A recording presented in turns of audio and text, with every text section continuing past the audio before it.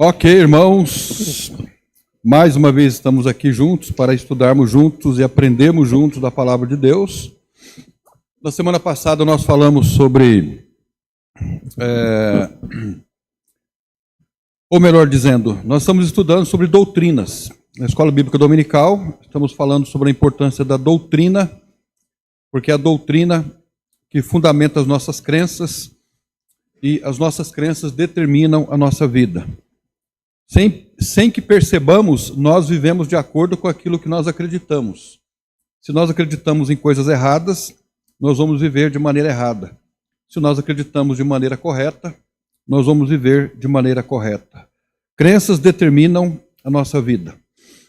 E nós chegamos falando sobre as crenças, falamos sobre a salvação, a doutrina da salvação, e nesse sentido, de uma maneira inédita, nós nunca falamos isso na igreja, em anos passados, sobre essas duas teorias da salvação, que são o arminianismo e o calvinismo. E por que nós estamos falando sobre isso hoje? Porque há uma onda, há um rolo compressor hoje sobre a igreja, pressionando os cristãos a serem uma coisa ou outra.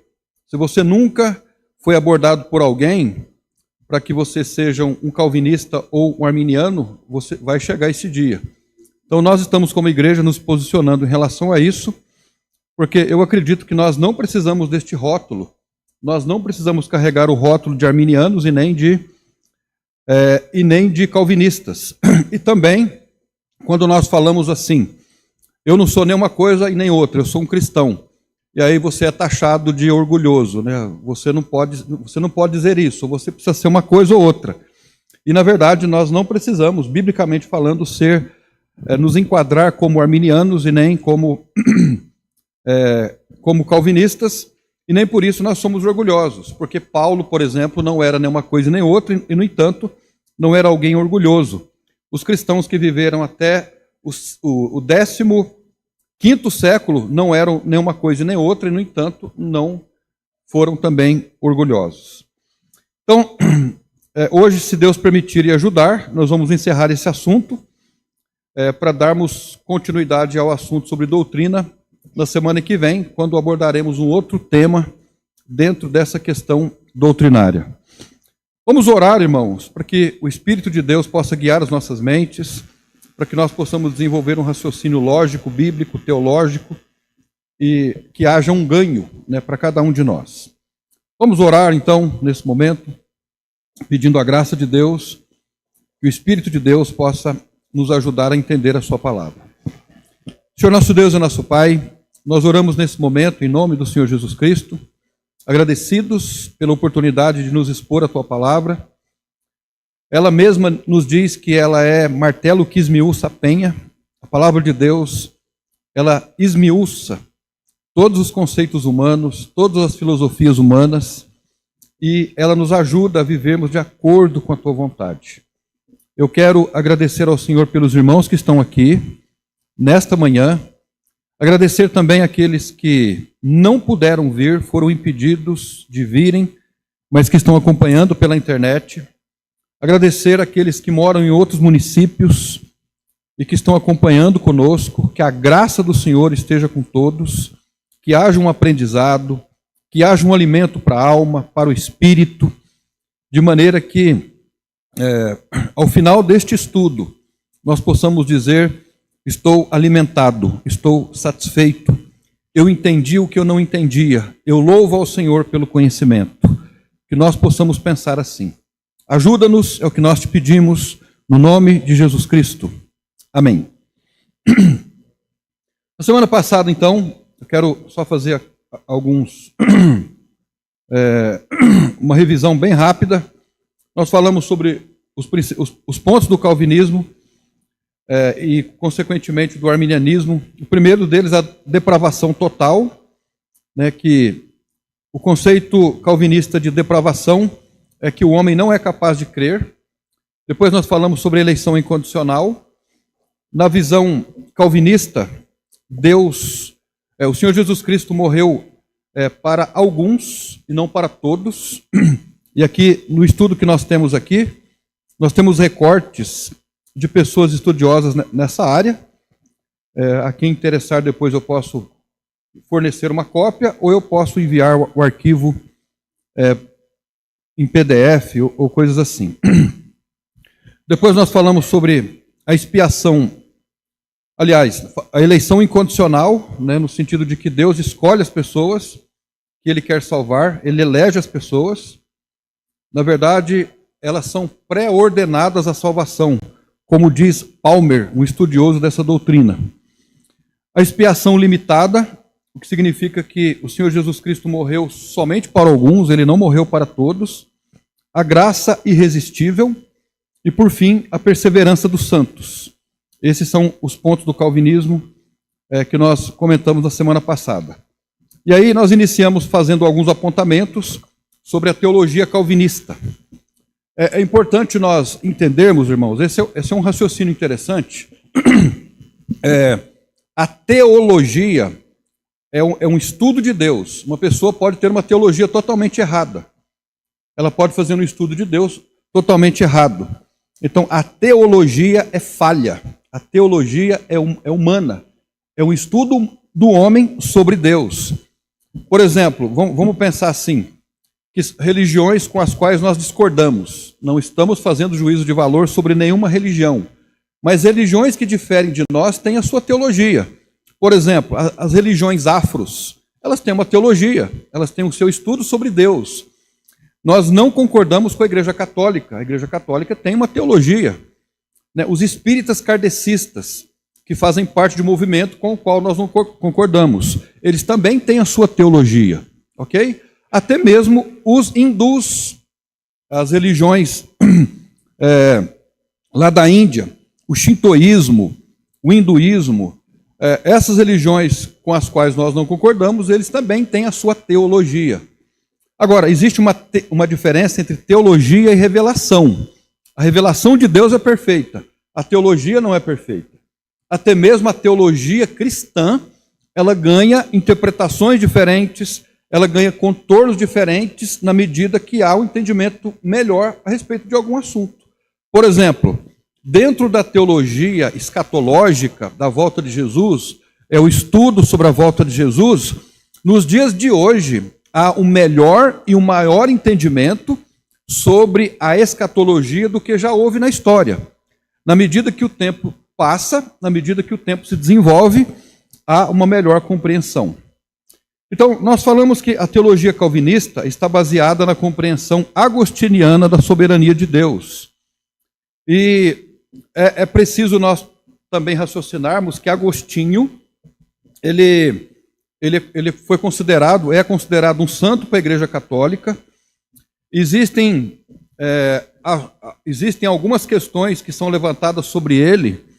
Por exemplo, eu não sou estudioso de Agostinho, mas essa semana eu ouvi um homem, um pastor, que ele tem se dedicado a estudar sobre a vida dele, a vida de Agostinho. E que Agostinho, ele está lendo livros em inglês, porque em português existe pouco material sobre esses personagens. Mas que ele foi uma figura controversa quanto às suas doutrinas, né? Quanto às doutrinas da graça, inclusive. Inclusive, esse autor, que está estudando agora Agostinho, ele comentou que Agostinho tinha grande influência do gnosticismo. Eu não sei se os irmãos se lembram, quando nós estudamos aqui há pouco tempo atrás a carta de 1 João, numa quarta-feira, eu estava estudando o gnosticismo antigo, e eu comentei que há uma semelhança muito grande entre o gnosticismo e o calvinismo. E agora, esse autor, de quem eu estou falando, eu acho que ele está escrevendo um livro sobre isso, né, mostrando a semelhança que existe entre uma coisa ou outra. Em segundo lugar, a teologia calvinista não foi desenvolvida por Calvino, mas por Teodoro Beza, alguns anos depois. Ele reposicionou a predestinação no centro do sistema teológico, discutindo se... Agora, é discutido ainda hoje se Calvino concordaria com as crenças que falam sobre ele ou não. A teologia calvinista nasce a partir da cadeia de raciocínio que leva a conclusões que vão além das Escrituras. Nós falamos algumas coisas sobre isso, algumas coisas mais sobre Armínio, e depois nós chegamos a uma conclusão. O primeiro deles, sobre a eleição. No calvinismo, a escolha é incondicional por parte de Deus de pecadores individuais para a salvação, através de um decreto divino, pelo qual eles são atraídos de modo irresistível à fé em Jesus Cristo. Então, vamos raciocinar aqui. No calvinismo, o Carlos, ele é um pecador eleito por Deus, atraído à graça irresistível de Deus, ok? Ele é... A salvação do Carlos, na doutrina calvinista, ela foi predeterminada por Deus. Deus decretou a salvação dele. Agora, neste decreto, está implícito o processo de salvação. Então, primeiro, Deus dá ao Carlos a graça irresistível, né, para ele crer, o Carlos crê e ele então é salvo, ok? O Carlos confessa Jesus como Salvador, é necessário confessar como Salvador, mas isso já foi pré-ordenado por Deus. Na doutrina arminiana, o que difere do calvinismo é que há uma escolha. A pessoa tem o livre arbítrio. Ela escolhe crer no Senhor Jesus Cristo. Num certo sentido, na doutrina arminiana, a pessoa ela foi predeterminado pela presciência de Deus que o Carlos creria, e ele creu, mas envolveu a sua escolha, né? O Carlos escolheu. Agora, então, falamos sobre a eleição na doutrina calvinista, a eleição na doutrina arminiana e a eleição na Bíblia. Aí a gente está pegando para acabar mesmo. Então vamos ver o que a Bíblia fala sobre isso. E aí eu sugiro que os irmãos mais curiosos e que querem entender melhor sobre isso, pegam lá uma concordância bíblica e façam um estudo sobre todos os textos onde se lê a palavra predestinação e a palavra eleição. Nenhum texto, se você for, e eu sei que você que nós somos honestos na interpretação da Bíblia, nenhum texto está relacionado à eleição de não crentes. Por exemplo, nas Escrituras, o Senhor Jesus Cristo foi eleito como ungido por Deus para cumprir uma missão. A nação de Israel foi eleita por Deus para cumprir uma missão. Houve anjos de Deus eleitos para cumprir uma missão. Os apóstolos de Cristo foram eleitos para cumprir uma missão. A igreja do Senhor Jesus Cristo foi eleita para cumprir uma missão. Então, a eleição é para o serviço e bênção, e não para a salvação, ok? Então, isso nós comentamos na semana passada, e daqui em diante nós vamos prosseguir com o nosso estudo. Então, o que eu quero fazer hoje? O que eu pretendo fazer agora é fazer um comentário de um recorte que eu extraí do site Voltemos ao Evangelho. É um texto que foi escrito por John MacArthur. John MacArthur é um calvinista, é um escritor, é um homem piedoso, ele tem feito um trabalho interessante lá nos Estados Unidos, é uma figura conhecida, e ele escreveu um texto, e eu gostaria foi um recorte, de ler e pensar com os irmãos sobre isso. Porque o que eu fiz até agora foi um estudo que eu fiz a partir de várias fontes, né? Agora eu quero fazer um recorte, porque algumas pessoas dizem assim, você está interpretando o que as pessoas estão dizendo, né? Não está falando corretamente. Então, esse texto que eu vou ler agora, ele está na íntegra no site Voltemos ao Evangelho, é escrito por John MacArthur. Então eu vou colocar tudo que eu disser aqui, está lá e poderia ser dito entre aspas. Então, sobre depravação total.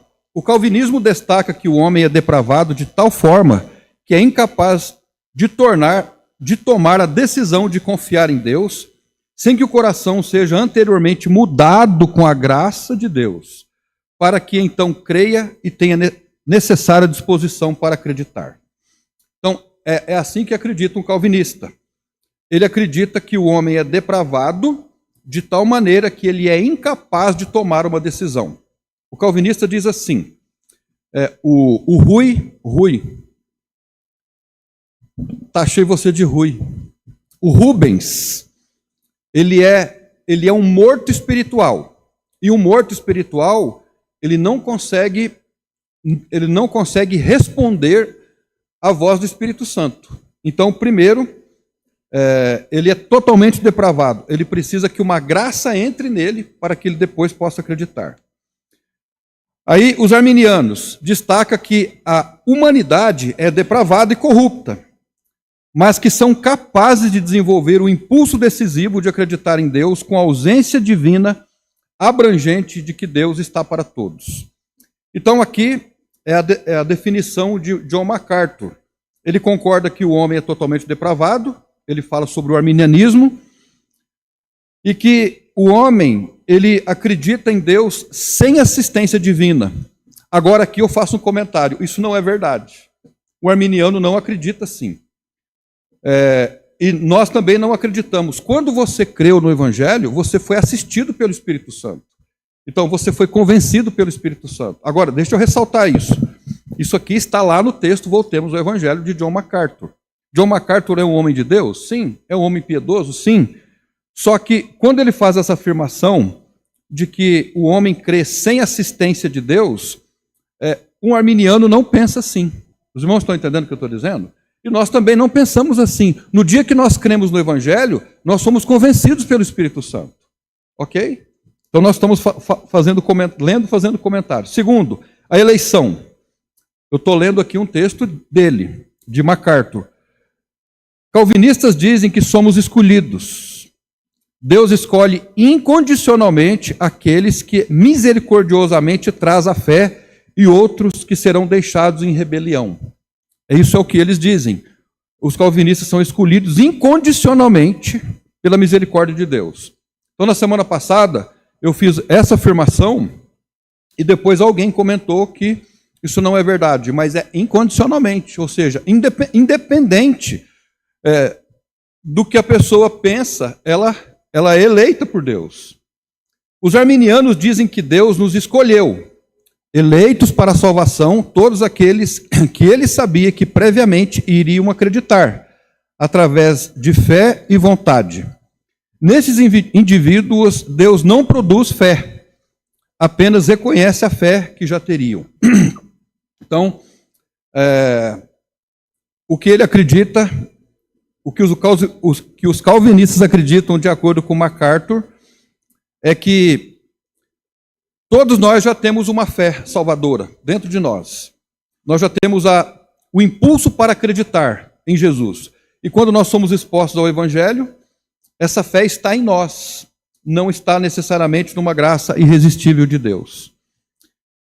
Quanto à expiação, o calvinismo e o arminianismo também diferem quanto à expiação. O calvinismo diz que na morte de Cristo, Deus providenciou reparação ou pagamento suficiente para todos. Porém, essa expiação só é efetiva para os eleitos. Ou seja, a morte de Cristo pagou para os eleitos o acesso à nova aliança prometida por Deus, a qual oferece aos escolhidos a fé e a perseverança. Os arminianos dizem que na morte de Cristo, Deus providenciou reparação suficiente para todos e fez de tal forma que a expiação seria válida através da fé do indivíduo, sendo que a este compete a atitude decisiva, não a Cristo. O que quer dizer que a fé em si não foi adquirida pela cruz, mas a cruz não proporciona fé, a cruz proporciona o pagamento dos pecados.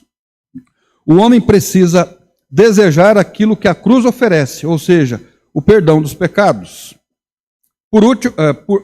Penúltimo, graça irresistível, aqui referindo-se ao novo nascimento.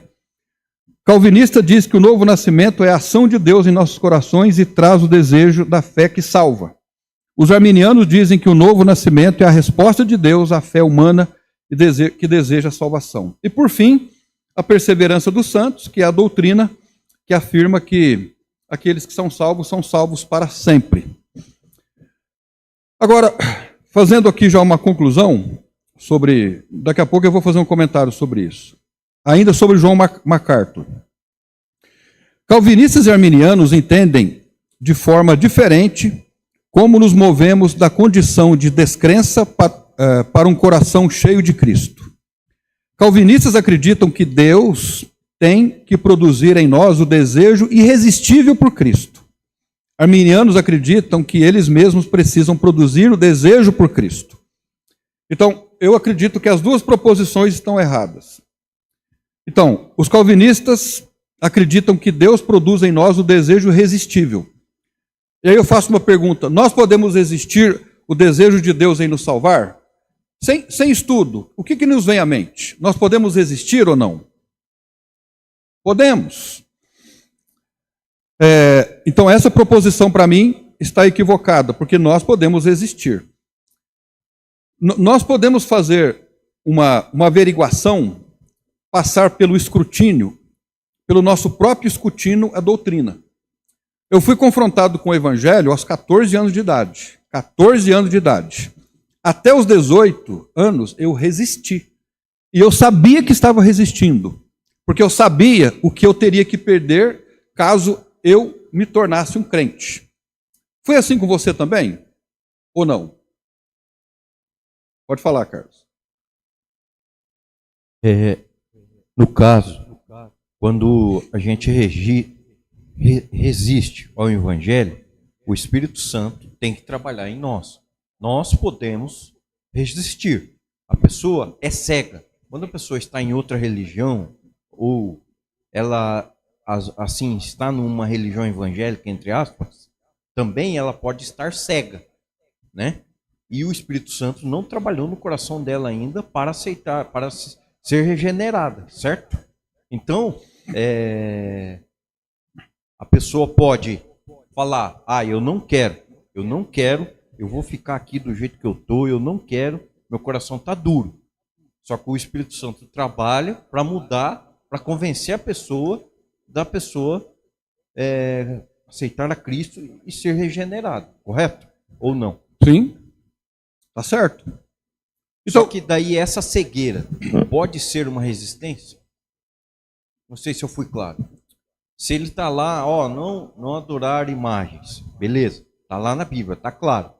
Só que pelo comodismo, fica lá perpetuando, porque é da família e assim por diante. Tá bom, eu vou responder essa pergunta, que ela é pertinente, com uma outra pergunta. No sentido pragmático, no sentido prático da vida cristã. Presta atenção aqui, irmãos, por favor, que é bastante importante isso. Quando nós pregamos o Evangelho para uma pessoa, vamos deixar a Bíblia de lado. Por que a pessoa não aceita o Evangelho? Qual é o motivo? Principalmente quando a pessoa entende o que é o Evangelho. Né? Quando a pessoa não entende o Evangelho, ela aceita de pronto. Né? Às vezes, quando as pessoas demoram para receber Jesus, é porque elas entenderam, elas sabem da implicação do Evangelho. Agora, pensa num parente seu, numa pessoa próxima, que você já abordou, que você gostaria que ela fosse salva, sem a Bíblia. Não estamos ignorando a Bíblia, né? Mas por que a pessoa não aceita o Evangelho? Alguém tem uma resposta? Porque é cega. É porque ela é cega. Ok, ela está cega. É confortável continuar onde está? Pensa numa pessoa, eu gostaria de ouvir a resposta de uma pessoa. Por que você tem alguém na família ou alguém próximo a você, que você sabe que o Evangelho faz bem para ela, você sabe que o Evangelho mudaria tudo, mas a pessoa não aceita? Geralmente eu escuto às vezes que a pessoa ela não quer largar algumas coisas da vida dela. Exatamente. A pessoa não quer deixar o estilo de vida que ela está vivendo. Então, isso não é um segredo, isso não é filosófico. É uma questão pragmática. Foi o meu caso. Eu sabia das implicações de seguir a Cristo. E não queria, naquele momento eu não queria. Rubens. Você vai falar, no sentido que a pessoa não quer largar o pecado. É isso. Exatamente. Então, eu não vejo essa situação como complexa. Então, por exemplo, irmãos, eu não estou fazendo uma crítica ao pastor John MacArthur, o escritor. Eu estou lendo o que ele escreveu, né? Sobre as suas conclusões. Calvinistas acreditam que Deus tem que produzir em nós um desejo irresistível por Cristo. Ou seja, um desejo irresistível, é a doutrina da graça irresistível. Quando o Espírito Santo toca, não há como alguém não dizer não, porque é a vontade soberana dele que quer salvar, entende? É quase que uma salvação arbitrária, mesmo que a pessoa não queira. O calvinista não admite isso, mas em termos práticos é isso. Agora veja, uma outra proposição dele, arminianos acreditam que eles mesmos precisam produzir o desejo por Cristo. Essa proposição, ao meu ver, também está errada. Então, o que o MacArthur está dizendo? Que os arminianos dizem que para a pessoa aceitar Jesus, elas mesmas precisam produzir o desejo de aceitar a Cristo. Isso não é verdade. Porque quando nós fomos convertidos, quem é que produziu em nós o desejo de nos salvar? Foi o Espírito Santo. Então, irmãos, veja, eu estou fazendo um comentário que está público na internet.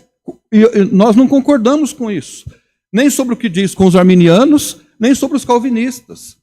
Então, com todo respeito ao pastor, está o recorte lá para você entrar lá. São argumentos falaciosos. Está entendendo o que eu estou dizendo? Então, nem uma coisa é certa e nem outra coisa é certa. Seguindo, arminianos dizem que Deus nos ajuda. Ele ajuda a todos, mas somos nós que providenciamos o desejo, a vontade e o ímpeto de crer. Então, eu tenho dúvida de que o arminiano pensa assim, porque eu já li artigos de arminianos, eles acreditam que é Deus que provoca a salvação. O desejo de crer foi assim comigo, mas esse desejo pode ser resistido. Então, eu convido você a ir lá nesse site, Voltemos ao Evangelho, encontre o artigo do pastor MacArthur e faça você mesmo uma análise com a Bíblia aberta sobre isso. É uma questão de nós sermos sinceros com tudo isso, né? Você pode descobrir se um amigo é arminiano ou calvinista quando respondem a esta pergunta. Agora preste atenção, por favor, vamos aprofundar aqui. O que é decisivo para alguém ter a fé em Cristo? Pergunte a essa pessoa, de quem depende a fé? Depende de você ou depende de Deus? Então, o que o MacArthur está fazendo no texto dele? No texto que está lá no site Voltemos ao Evangelho, que é um site excelente, quando você quer ler alguma coisa. A pergunta de diagnóstico que ele fala para fazer: de quem depende a fé? Depende de você ou depende de Deus? E agora, eu tiro essa pergunta do recorte do texto do MacArthur e faço para os irmãos. De quem depende a fé? Depende de você ou depende de mim? A fé que salvou você, depende de Deus ou depende de você? Aí ele responde, o arminiano vai dizer, depende de mim. O calvinismo responde, depende de Deus. E eu pergunto para os irmãos, o que está certo?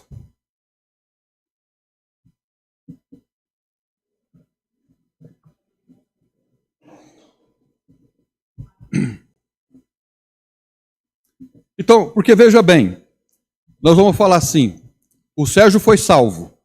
A fé que salvou o Sérgio dependeu dele, a fé estava nele. O Sérgio pode dizer assim, dependeu de mim. Né? Já o calvinista dizia, não, depende só de Deus. Aí eu vou dar a minha opinião a respeito disso. Minha opinião, é a minha compreensão. A Ana quase foi na resposta certa. Irmãos, nós sabemos que a salvação é pela graça, pela fé. Agora, como isso acontece? Nós sabemos que o Espírito Santo convence. Nós sabemos que, biblicamente falando, que nós podemos resistir, porque Deus nos fez com a capacidade de volição, de decidir. Como o processo acontece nos seus mínimos detalhes, nós não sabemos. Então, explicar como uma pessoa é salva, como ocorre o processo de salvação, explicar, por exemplo, como nasce uma criança fisicamente. Existem estudos, especulações, mas explicar o que está por trás dos fenômenos do nascimento de uma criança que não é só um corpo, que tem uma alma, que tem um espírito, eu acredito que nem a ciência explica hoje isso.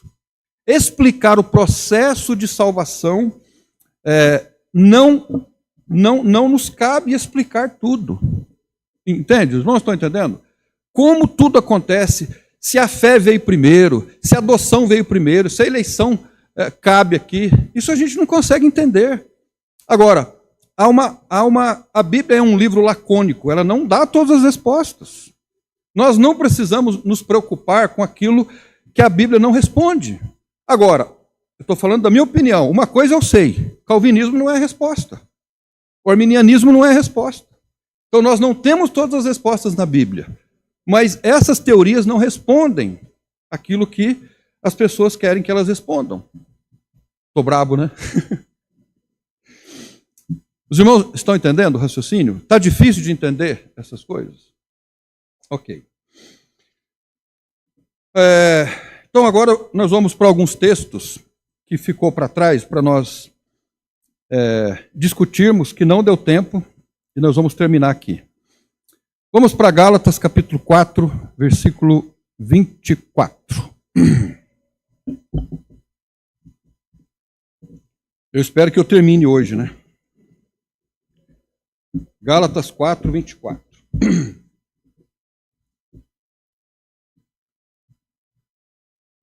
Eu quero que Deus me ajude a explicar para os irmãos de forma que não fique nenhuma dúvida. Gálatas 4.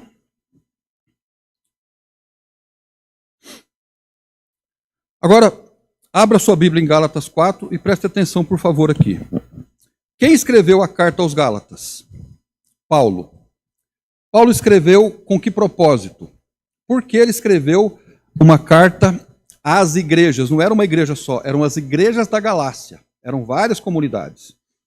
Por que ele escreveu aos Gálatas? Eu vou responder. O apóstolo Paulo escreveu aos Gálatas porque ele esteve lá, os seus discípulos estiveram na região da Galácia, pregou o evangelho pela graça, mas quando eles viraram as costas, introduziu-se na igreja um grupo de judaizantes. E o que esses judaizantes começaram a disseminar nas igrejas da Galácia? Eles começaram a dizer assim: o irmão Paulo esteve aqui, pregou o evangelho da graça para vocês, mas não é só pela graça não, é graça e judaísmo. É graça e mais alguma coisa. Se vocês não forem circuncidados, como são circuncidados os judeus, vocês não serão salvos. E o apóstolo Paulo, não sei se ele tinha cabelo, mas ele queria arrancar os cabelos por causa disso. E tanto que no capítulo 5, ele se dirige aos Gálatas como aqueles que haviam sido enfeitiçados. Quando ele diz assim: ó insensatos Gálatas, a palavra ali é enfeitiçados, porque a heresia, ela enfeitiça as pessoas, ela deixa a mente das pessoas tomada, arrebatada. A heresia tem esse poder. Por quê? Porque faz bem ao orgulho humano. A heresia, ela tem propostas que satisfazem a carne humana. Então, o apóstolo Paulo escreveu essa carta aos Gálatas para dizer assim: graça mais nada, graça mais nada. Esse foi o propósito da carta. Agora, veja comigo, Gálatas capítulo 4, a partir do verso 20. A partir do verso 20. Eu bem quisera agora estar presente convosco e mudar minha voz, porque estou perplexo a vosso respeito. Olha as palavras de Paulo. Dizei-me, os que quereis estar debaixo da lei, não ouvis agora a lei? Porque está escrito que Abraão teve 2 filhos, um da escrava e outro da livre. Todavia, o que era da escrava nasceu segundo a carne, mas o que era da livre, por promessa.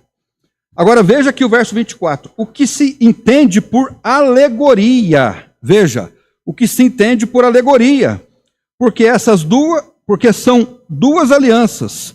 Uma no Monte Sinai, gerando filhos da servidão, que é Agar. Ora, esta Agar é Sinai, o monte da Arábia, que corresponde a Jerusalém, que agora existe, pois é escrava com seus filhos. Mas a Jerusalém, que é de cima, é livre, a qual é mãe de todos. Agora vamos interpretar esse texto, onde se usa uma alegoria. O que é uma alegoria? Alguém sabe dizer? Uma alegoria é uma história, vamos colocar assim, inventada ou não, com personagens e eventos simbólicos para ensinar uma outra verdade. É uma alegoria, uma alegoria. Agora, qual é o propósito de Paulo ao escrever aos Gálatas? Ensinar a salvação pela graça, ok? Aí, ele mesmo diz no verso 24 que ele usa de uma alegoria. E o que é alegórico aqui? O que é alegórico? Ele fala de Abraão e Sara. Abraão e Sara eram idosos, Sara era estéril. E o que Deus disse a Abraão? Eu vou dar para você um filho, certo ou errado? Certo ou errado? Certo. E aí, o tempo foi passando, Abraão foi envelhecendo, Sara foi envelhecendo, a impossibilidade de ambos gerarem um filho era maior. E se esse filho fosse gerado por eles, seria sobrenatural, seria alguma coisa além do normal, extraordinária. Agora, sendo assim, o que Abraão fez? Inclusive mancomunado com Sara. Ele coabitou com Agar. E quem era Agar? Agar era uma mulher que estava fora das alianças de Deus que ele queria fazer. Uma egípcia. Ele coabita com ela e gera um filho. Qual é o nome do filho? Ismael. Ok? E aí, Ismael, então, representa a lei. Representa uma tentativa humana, uma teoria humana de chegar-se até Deus e adquirir a salvação, ok? E aí mais tarde nasceu Isaac. Isaac é o filho da promessa. Isaac nasceu pelas vias normais? Não. Isaac nasceu de uma forma sobrenatural. Então ele usa de alegoria para dizer que a salvação que Deus oferece não é pelas vias humanas, não é pelo jeitinho humano, não é pela teoria da salvação pelas obras. E ele diz aqui que Agar representa o Sinai, representa a lei, representa as obras. Já Isaac, não. Isaac é o filho da promessa. Então, veja, Ismael representa um meio de salvar-se pelas obras, pelo jeitinho, porque Abraão tentou dar um jeitinho para ajudar a Deus, ok? É possível alguém dar um jeitinho para salvar-se? Não. Então, isso está representado por Ismael. Já Isaac, não houve interferência nenhuma. Ou seja, houve a participação de Abraão e de Sara, mas Deus interviu de maneira sobrenatural. E o que Paulo queria mostrar com isso? Que a salvação que vem de Deus é sobrenatural, é espiritual, mas que precisa ser acreditada. Agora, veja o verso 25, mais uma vez. Ora, esta Agar é Sinai, o monte da Arábia, que corresponde a Jerusalém, que agora existe, pois é escrava com seus filhos. Então, essa Agar, essa lei, representa Jerusalém agora. O que Paulo está dizendo que Jerusalém agora, nesse momento em que Paulo está escrevendo, era uma cidade que se tornou farisaica, que lutava pela salvação, pelo sacrifício de animais. Veja o 26. Mas a Jerusalém, que é de cima, é livre, a qual é mãe de todos. Ele está se referindo à igreja cristã, que é composta por aqueles que são salvos de maneira sobrenatural.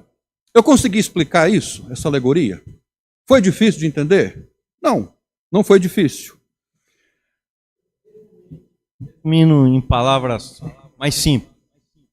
O Abraão quis dar um jeitinho para o caminho, outro caminho B, só que o caminho A era simplesmente esperar, era simplesmente aguardar, só que, eu falo por mim mesmo também, a ansiedade da gente quer resolver na pancada, na força, a gente quer resolver, eu sou capaz de resolver, no caso, o Carlos aqui é capaz de resolver. De salvar-se. De salvar-se. Foi pelo lado B. E do lado B é o jeitinho, entre aspas, brasileiro, de resolver, mas não quis esperar na graça de Cristo, que é só esperar. E a nossa ansiedade, resumindo assim, a nossa ansiedade não quer isso. Nossa ansiedade quer dar a curva para chegar lá na frente rápido. Ou eu falei errado? Não, está certo. Agora, guarde essa frase. Ismael era filho da carne, se assemelhando ao homem na sua condição natural, que não pode salvar-se. Isaac é o filho da promessa e se assemelha com aqueles que têm o novo nascimento.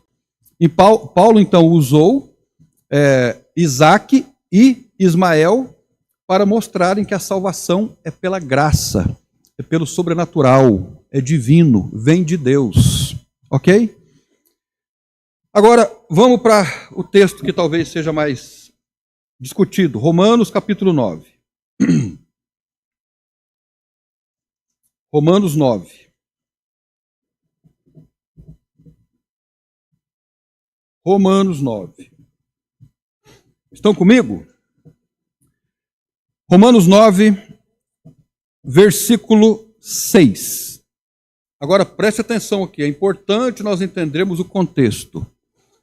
Até o capítulo 8 de Romanos, qual doutrina Paulo está defendendo com unhas e dentes? Você que já leu Romanos, qual doutrina Paulo está defendendo até o capítulo 8? A doutrina da salvação ou justificação pela graça. Até aqui ele defende isso. Agora veja, capítulo 9, verso 6. Não que a palavra de Deus haja faltado, porque nem todos os que são de Israel são de Israel. Paulo já estava se defendendo das acusações que estavam sendo feitas a ele, de que a palavra de Deus havia faltado, porque se a lei veio para o judeu, por que ele estava dizendo que alguns judeus não eram convertidos? E o que Paulo, aí que eu faço uma pergunta, o que Paulo está dizendo que nem todos que são de Israel são de Israel? Que palavra esquisita é isso? Nem todos que são de Londrina são londrinenses. E é verdade, né? Nem todos que são de Londrina são londrinenses. Aliás, aqui eu acho que quem é londrinense aqui? Pé vermelho. Só o Miguel, né? A Gabi, Dona Sirene. 90% não é. Vocês... o Davi. Então, o que Paulo quer dizer? Que nem todos que são de Israel são de Israel. Quem consegue interpretar isso? Ok? Nem todos que são da nação de Israel, descendentes de Abraão, são convertidos. É isso que Paulo está dizendo. Agora, vamos continuar. Nem por serem descendência de Abraão são filhos. Olha, nem por serem descendência de Abraão são filhos. Mas em Isaque será chamado a tua descendência. Então, todos os que nasceram de Abraão são filhos da promessa? Não.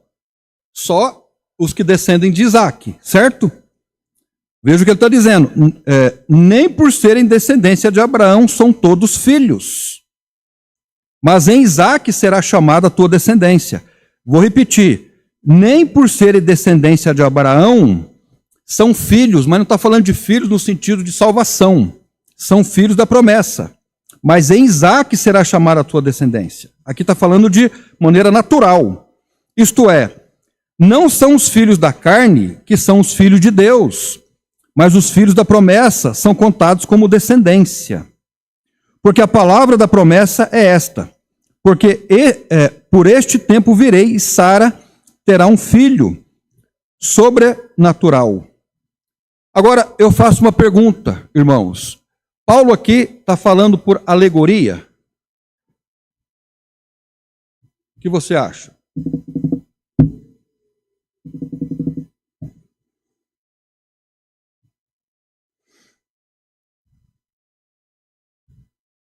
A gente leu Gálatas 4 agora há pouco. Quais foram os personagens que Paulo descreve lá em Gálatas capítulo 4? Abraão, Agar,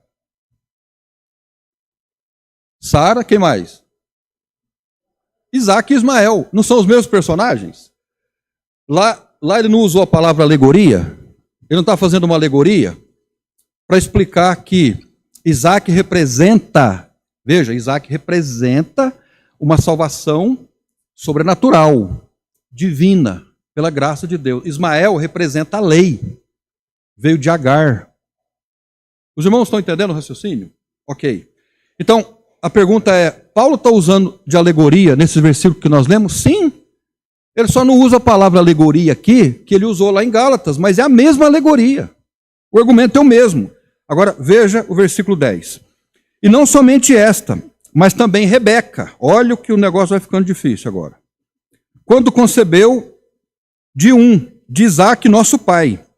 Porque não tendo eles ainda nascido, nem tendo feito bem ou mal, para que o propósito de Deus, segundo a eleição, ficasse firme, não por causa das obras, mas por aquele que chama. Foi-lhe dito, o maior servirá ao menor. Como está escrito, amei a Jacó e odiei Esaú. Ok? Aqui nós vamos fazer um comentário sobre isso, né? Sobre o propósito de Paulo ter usado essa também alegoria. Aqui também é uma alegoria. Deus daria continuidade à bênção da aliança através de Jacó e não de Esaú. Esta foi uma escolha soberana de Deus. Os comentaristas que não apoiam o ponto de vista calvinista apoiam que a escolha de Deus por Jacó diz respeito ao papel na história. Então isso ninguém discorda. Essa questão diz respeito à história.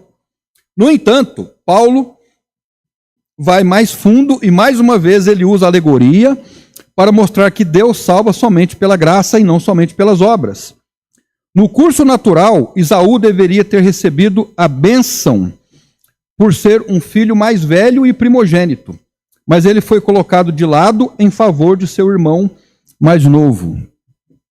Deus rejeitou e reverteu a ordem natural para que pudesse abençoar conforme os seus propósitos. Preste atenção, Esaú, sendo mais velho, teria a bênção por direito. Isso se assemelha à justiça própria do judeu, como alguém que trabalha para a sua própria salvação, um tipo de salvação pelas obras e pela recompensa. Por outro lado, Jacó era um filho mais novo. Então, Rebeca gerou 2 filhos, Rebeca e Isaque. Quais eram os nomes dos filhos? Esaú e Jacó. Quem era o mais velho? Esaú. Porque eles eram gêmeos, mas ele nasceu primeiro. E quem deveria receber a bênção por direito? Quem? Esaú. Por quê? Porque o mais velho, o primogênito, ele tinha muitos privilégios. Agora, Jacó não teve, por direito ele não teria esses privilégios. E a bênção foi dada para quem? Para Jacó. Por imerecimento. Então, se fosse por merecimento, quem receberia a bênção? Esaú. Mas quem recebeu? Jacó. Então, foi imerecimento. O que Paulo quer ensinar aqui? Que a salvação, a justiça que vem de Deus é por imerecimento. Não é pelo mérito, é pela graça. Há dificuldade para entender isso? Não há dificuldade. Veja bem, por outro lado, Jacó era o filho mais novo, não tinha direito à bênção pela via natural. Se ele recebesse pela graça, e não por direito. Isso ilustra a base da salvação para qualquer pessoa. Quando Deus amou a Jacó e odiou Esaú, não se trata de uma atitude para com indivíduos, mas há 2 grupos de pessoas. Jacó simboliza a posteridade crente de Abraão, enquanto Esaú a posteridade incrédula de Abraão. Jacó simboliza uma proposta de salvação por graça não merecida. Esaú representa uma proposta de salvação pelo mérito. Ficou obscuro isso? Irmão Benigno. Acho que a explanação está muito bem colocada, mas eu tenho uma dúvida nesse caso, no versículo 11 de Romanos 9. Quando coloca-se entre colchetes, essa afirmação estaria nos originais ou não? Ou foi acrescentado pelo escritor para explicar esse próprio versículo? Ela foi uma inserção. Uma inserção. É uma inserção.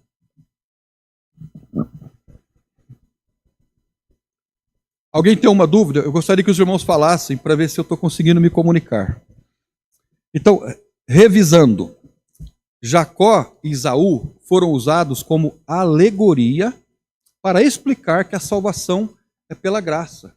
Assim como Jacó, pela escolha soberana de Deus, aqui há a soberania de Deus na escolha de Jacó.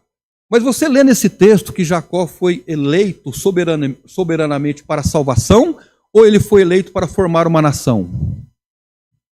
Jacó foi eleito para formar uma nação. Não há no texto nenhum decreto que inclua um decreto de pré-ordenação ou predestinação para a salvação. Então, se nós falarmos isso, se fizermos essa afirmação, nós teremos feita uma afirmação que não está no texto. Irmão Benigno. Pastor, é interessante que, se a gente traçar um paralelo, quando Deus vai eleger um rei para Israel, Davi não era o protótipo que seria, né, humanamente falando, o mais próximo de um rei, né? Tanto é que o próprio Samuel, um profeta extremamente honrado, temente a Deus, para cada irmão de Davi, irmão mais velho de Davi que aparecia, ele imaginava que seria o próximo rei, né? No entanto, Deus escolhe um garoto franzino, ainda adolescente, né, um sardento que vivia no campo, que nem o pai lembrava dele, né? No caso, não o chamou de imediato. Então é como se eu tenho falado aí, não tem como a gente conceber realmente a natureza de Deus em suas escolhas, né? Isso vai além da nossa compreensão. Mas é a maravilhosa graça, né? Que nos alcança, né, nesse Exatamente. sentido, né? Eu acho, não há como explicar, como diz o mineiro, não tem como explicar tintim por tintim como Deus salva. Porém, essas teorias, elas não respondem. Na verdade, elas criam mais problemas. Por quê? Porque hoje tem gente discutindo, tem gente dividindo igreja, tem igreja dividida hoje por causa disso. Eu acredito, irmãos, para falar a verdade, que esses assuntos, eles nem precisariam ser discutidos em igreja. O que nós temos que gastar tempo? Com evangelismo, com ajudar as pessoas que estão com problemas, com enfermidades. Mas hoje, esse assunto está dividindo igrejas, está levando gente, tirando gente da igreja, para dizer assim, eu sou um desigrejado, porque não há igreja que se adeque ao que eu acredito nisso, eu acredito naquilo, e essa igreja é assim, aquela igreja... As pessoas estão ficando confusas. Então, se naquele tempo lá de Jacó, de Paulo, já tinha uma divisão imensa, imagine hoje com exatamente. O chapelão, com as coisas aí, então, eu já vi a igreja mesmo, igual o senhor falou, dividir só por causa do calvinismo, né? Exatamente. Então, pela graça de Deus, no presente momento, nós não estamos sob essa ameaça. Então, nós estamos recebendo uma vacina para, pelo menos, uma tentativa de nos imunizarmos a isso. Porque esse é um problema que nós estamos vendo acontecer nos nossos dias. Agora, são desvios doutrinários, são compreensões erradas sobre o que nós estamos falando. Então, quando ele usa aqui no verso 13, esse é um texto muito polêmico, como está escrito, amei a Jacó e odiei Esaú. Será que Deus odiaria alguém para mandar ela para o inferno, assim, sem ficar vermelho, vamos dizer assim? Não. O que o texto está dizendo é que Deus, pela sua graça, ele elegeu Jacó. Ele elegeu Jacó pela graça, porque Jacó não merecia ser eleito, ele não era o primogênito, ok? E ele não escolheu Esaú, mas ele não escolheu a Esaú e escolheu Jacó para quê? Para ser o cabeça da nação de Israel. O nome Jacó foi mudado para Israel. Israel teve 12 filhos, dos 12 filhos formou a nação de Israel. Então, a eleição foi para o serviço, foi para a bênção, e não para a salvação. Então, o que Paulo está dizendo assim, nesse texto? Paulo está usando essa questão histórica de Israel, onde ele ministrou soberania e graça, na escolha de Jacó para ser o patriarca, assim como ele manifestou graça, dando a Jacó o que ele não merecia, porque quem merecia era Esaú, porque ele era o primogênito, que a salvação é assim também, é pela graça. Entende? Eu não vejo dificuldade para entender isso. E os calvinistas dizem assim, esse texto é muito difícil. Ora, irmãos, eu não quero ser taxado de orgulhoso para dizer que eu entendo o que Paulo está dizendo aqui. Eu não preciso ser orgulhoso para isso. É complicado o negócio, né? Então, eu não leio aqui no texto nada sobre decreto, não há nada sobre decreto. e tampouco decreto para salvação e para condenação. O que há aqui é uma escolha para bênção e serviço, ok? Aí eu faço uma pergunta. Como Deus salva? Estou perguntando para os irmãos agora. Como Deus salva? Deus salva pela graça. É pela graça de Deus. E quem Deus salva? Quem são os que Deus salva pela graça?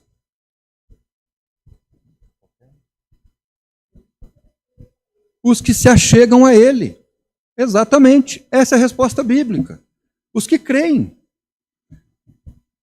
Deus é soberano em relação a quem salva. E aqueles que também não querem se salvar, não querem o Senhor, não muda a soberania de Deus. Agora, só para nós terminarmos, nós vamos terminar agora. Verso 17. Verso 17. Porque diz a Escritura a Faraó: para isto mesmo te levantei, para em ti mostrar o meu poder, e para que o meu nome seja anunciado em toda a terra. Então, o que Deus fez com Faraó? O que Deus fez com Faraó? Endureceu o coração dele. Então, quem era o Faraó? Era o ímpio.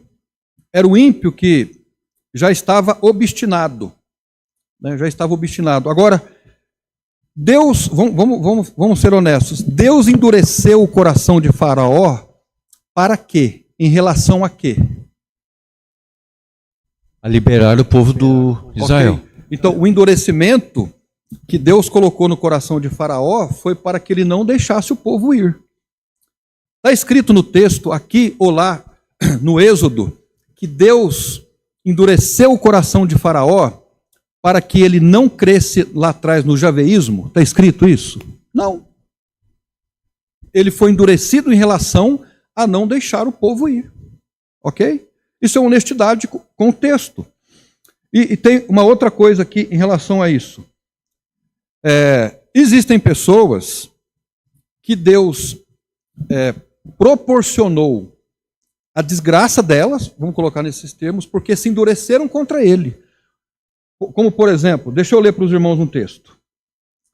E condenou à destruição as cidades de Sodoma e Gomorra, reduzindo-as a cinza e pondo-as para exemplo para os que vivem impiamente. Então Deus destruiu Sodoma e Gomorra para quê? Para servir de exemplo. Deus endureceu o coração de Faraó para servir de exemplo sobre a sua maneira de salvar. A maneira como ele faz as coisas. Veja que a condenação ou retribuição de Deus não é arbitrária, mas consequência da dureza de coração do homem.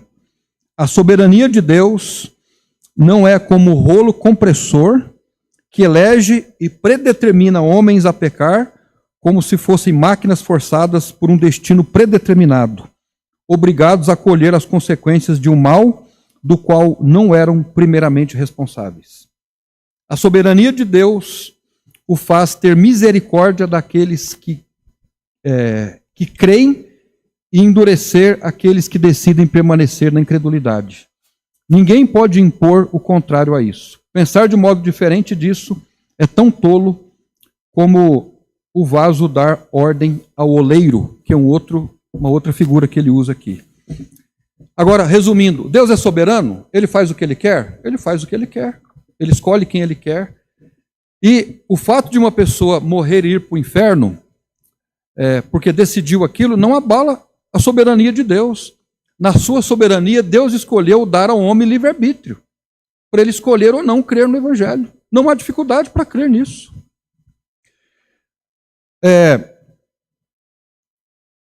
Você acredita que Deus, em termos mais diferentes do nosso, é um Deus que se frustra? O gnosticismo não admitia um Deus que poderia ficar frustrado. Mas eu pergunto para os irmãos agora, Deus é um Deus que se frustra, não no sentido que nós frustramos, puxa vida, tentei, não deu certo. A gente é assim, né? Deus se frustra Sim. Há algum exemplo bíblico para isso? Por exemplo, Só um minuto. Só um minuto. Se nós lermos vamos colocar dessa forma, a queixa de Deus em Lamentações de Jeremias, né, falando a respeito do seu povo, né, que oxalá eles tivessem ouvido os seus conselhos, ou o próprio Jesus Cristo, quando viu Jerusalém, e comentou a respeito de que quantas vezes eu quis fazer como a galinha faz com os seus pintinhos, né, e você não quis, né. Eu observo isso como uma frustração, né, como algo assim que entristeceu muito o coração de Deus, né, pela dura cerviz do povo. exatamente.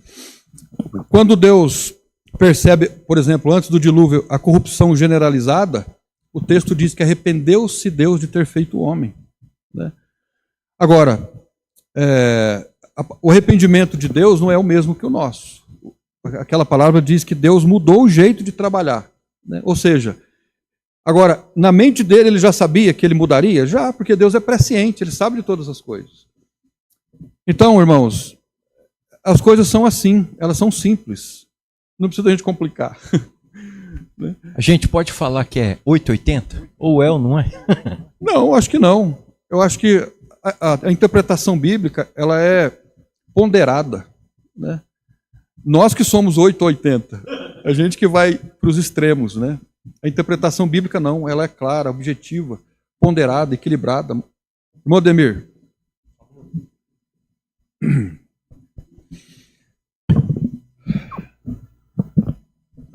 Só uma ponderação. Quando eu entendo, né, que quando Deus, está escrito que Deus endureceu o coração de Faraó, é para que mostrasse de que ele teria muito mais força e poder do que aqueles deuses que eles adoravam. Porque muitos milagres no começo, o Faraó, os magos dele faziam. Então endureceu para que ele continuasse e ele visse que realmente Deus era Deus. E Amém. não a força humana, né? E quando Deus fala arrependeu-se, por exemplo, Deus não gostou da atuação do povo no deserto e falou para Moisés: eu farei de você uma nova nação, né? Então eu creio, por exemplo, que quando acontece essas situações é para mostrar para o homem que a força da carne dele chega até aqui e daqui para frente é a minha e não a de vocês. Então toda vez que a gente pensa nessa situação, a gente deve lembrar: olha, nós quisemos fazer desse jeito, mas Deus não quer. Quando uma pessoa rejeita o evangelho ou critica o evangelho, é porque ele está incomodado. Exatamente. E quem incomoda a pessoa é o Espírito Santo. Todo e qualquer ser humano, ateu ou, como se dizem, ateu, ele tem um incômodo, porque ele busca o futuro da alma, o futuro do seu além-morte. E, como a irmã falou, não quer sair da sua zona de conforto, das suas pseudos imaginações de prazer, então ele recusa, critica e agora está no livre-arbítrio. Exatamente. Esaú, o que ele fez? Ele tinha e Deus deixou. Mas ele mesmo um dia chegou: olha, eu vou trocar essa progenitura aí por um prato de lentilha. Depois, com tanta veemência, não conseguiu mais. Por isso que muitas vezes as palavras da gente precisa tomar cuidado. E no mundo espiritual não é brincadeira. O que você fala tem muito peso, né? Esaú, com muita, foi buscar e não mais conseguiu. Exatamente. Obrigado, irmão Ademir. Acrescentou bastante para nós, né, sobre a explicação de Jacó. Mais alguém, irmãos? Ok. Aí tem um chazinho para nós tomarmos e vamos tomar o chá, vamos tomar o café, porque café agora é um artigo de luxo, né? Café não está barato, não. Vamos aproveitar. Vamos orar para nós encerrarmos o nosso tempo. Senhor nosso Deus e nosso Pai, agradecemos ao Senhor pela Tua palavra. Nós pedimos que o Senhor nos dê humildade para que quando formos ler os textos bíblicos, nós descalcemos os nossos pés, as sandálias dos nossos pés, porque o chão da Tua palavra é um chão sagrado, que precisa ser pisado com cuidado, com reverência, e nós pedimos que seja assim conosco. Abençoe neste dia, é o que nós pedimos em nome de Jesus.